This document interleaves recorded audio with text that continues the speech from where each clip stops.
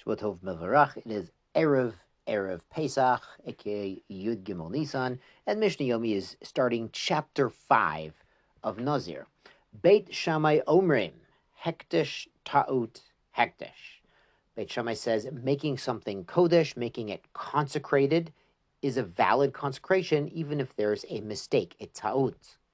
Uveit Hillel Omrim, Beit Hillel disagrees. They say Eino Hektish. If somebody is consecrating an item, but they're mistaken about the item, it is not holy, it is not considered an offering to the temple. Ketzad, what is the example of this? Amar, a man says, Shor Shachor, the black ox, Sheyetze Mibeti, that's coming out of my house, Rishon, first, Hare Hu Hektish, that one will become Kodesh, it will become an offering. And as he's waiting at the door of his house or his barn, whatever it is, Yatza Lovan, the white ox, comes out first. Beit Shammai Orim Hektish. Beit Shammai says that white ox is really consecrated. Even though, he said the black ox, you could argue it was a mistake, but he wanted the ox that comes out of his house first. So even if you could argue it's a mistake, it's still consecrated. But Beit Hillel Omrim, Beit Hillel says, Eino Hektish. It is not an offering. The white ox does not fulfill his words of the black ox coming out first, so it's not holy. As an aside, yes, we've gone into Hektish land here, so we were just discussing yesterday the offerings of a Nazir and reusing offerings of the father's Nazirut. Tomorrow, we're going to get into applying what we learned today to the situation of Nazirut. But for today, Mishnah Beit brings another example. Dinar Zahav, the gold coin, Sheyale v'yadi Rishon, that will come into my hand first, Harehu Hektish. That one will be holy. Now what he's doing is sticking his hand into his purse, his wallet, his box, and he thinks it's full of gold coins. He thinks he's going to get a gold coin. Va'ala shel kesef. But Nebuch, the one that came up in his hand, was actually a silver coin. He wanted a gold coin. Everyone would rather have a gold coin than a silver coin.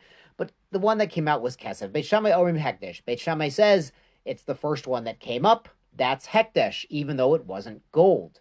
Beit Hillel Omrim, but Beit Hillel says Eino Hektish. It's a mistake. It's a ta'ut. It wasn't gold. It was silver. So therefore, it is not Hektish. He didn't get a gold coin first. Now, a similar case, Chavit Shel Yayin, the barrel of wine or the jug of wine, Shetale B'yadi Rishona, that I will pick up first. Hare He Hekdesh. That one will be holy. It'll become a wine offering, wine libations in the temple.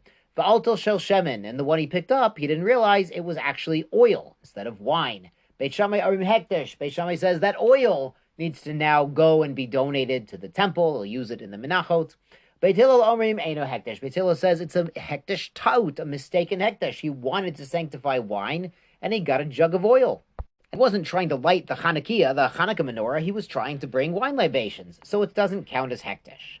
Now, for an amazing application of this halacha, you need to see Judges chapter 11, where Yiftach, the judge, made a vow saying, whatever comes out of my house first is going to be an offering to Hashem. Now, apparently his house was full of animals and things that were roi to be karbanos, to be offerings to Hashem, but his daughter walked out first.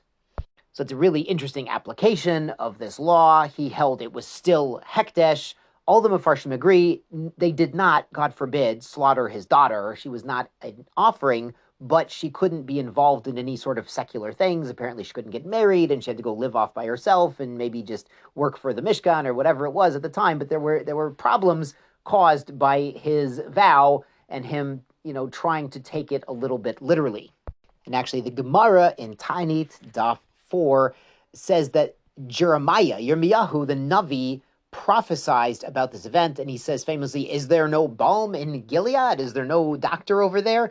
And Gilead was the place of Yiftach, and the balm was he should have gone to the Chacham, the sage of the time, which was Pinchas, and asked for an annulment of his vow, but he didn't do it. So it's one of the many stories and instances in Tanakh, in the Bible, where the behavior of the people involved seems a little strange until we realize, well, maybe he held like Beit Shammai, and maybe Pinchas held like Beit Hillel, and he didn't want to be Mekel, and there was some pride at stake. So the din of the Mishnah really determined the behavior of the individuals in Tanakh. It's an amazing thing. Yashar Kochachem, Shavuot Tov.